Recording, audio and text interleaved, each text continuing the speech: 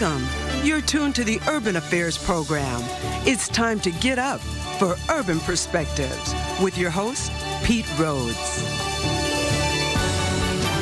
Welcome to Urban Perspectives. This edition is sponsored in part by UCare and BMAnetworks.com. I'm your host, Pete Rhodes. On this episode of Urban Perspectives, we look at domestic abuse prevention, substance recovery, and kicking the smoking habit.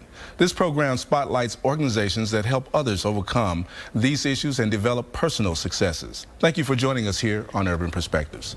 My first guest is a youth therapist and a doctoral candidate in clinical psychology, which gives him the qualification for his position as a therapist to youth impacted by domestic abuse and as well men with abusive behavior.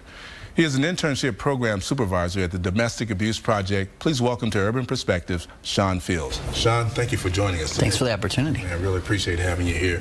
We'll just get right into this serious conversation about a serious issue. What is the mission of the Domestic Abuse Project, and how successful has it been since your inception there? Yeah, the mission is to end domestic violence, and for over 35 years, the Domestic Abuse Project has been quite successful in kind of interrupting that cycle of abuse on multiple levels, whether it be working with individuals that have used abusive behaviors, helping survivors of domestic violence heal, also children that have witnessed domestic violence heal, as well as a lot of social justice work and working with policymakers and law enforcement in advising them on policies related to domestic violence interventions. Yeah, I see. Now, as a youth therapist, Sean, does parent abusive behaviors transfer to children? If so, how are you guys helping to heal that? What programs do you do? Yeah, and so you know, what we know about domestic violence is a learned behavior, and it's something that's chosen, and often it's used as a way of getting valid needs met. And you know, when children are exposed to you know, when their parents are using domestic violence, you know, we know that through the research that there's a strong correlation to children that have witnessed domestic violence go on to either use abusive behaviors in the future or you know, go on to be abused themselves. And a lot of our programs are really designed at disrupting that cycle of abuse. So whether it's with the children to really kind of help them understand that abuse isn't okay and that they have the right to be safe, and there's other ways to get needs met, or helping parents, you know, whether men or women, you know, kind of talk to them about really that this is their opportunity to really end this cycle of abuse for their children. And so there's a lot of interventions that we can use to kind of help break that cycle. Speaking of which, what are some of the programs offered by DAP, and how discreet are these services? Because, you know, often people wonder, I don't want to tell people. Yeah, that's a great question. So there's a variety of programs. So we have programs for survivors of domestic violence that are very supportive. We have both group and individual programs that for all members of the family, really. And so supportive groups for survivors of domestic violence, men who have used abusive behaviors.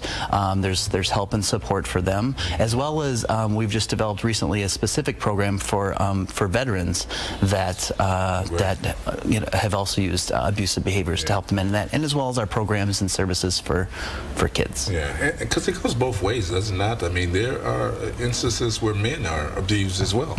Yeah. Yep, and so most of our services are you know, geared towards you know, helping men end abusive behaviors, and so there's always those exceptions, but oftentimes it's you know, what we find is the severity, the lethality, and just really the fear that's behind the abusive behaviors is often perpetrated by men, but there are exceptions to that. How do affected persons access the programs available there through the Domestic Abuse Project? Yeah, it's a confidential program. I mean, the services that we provide are confidential.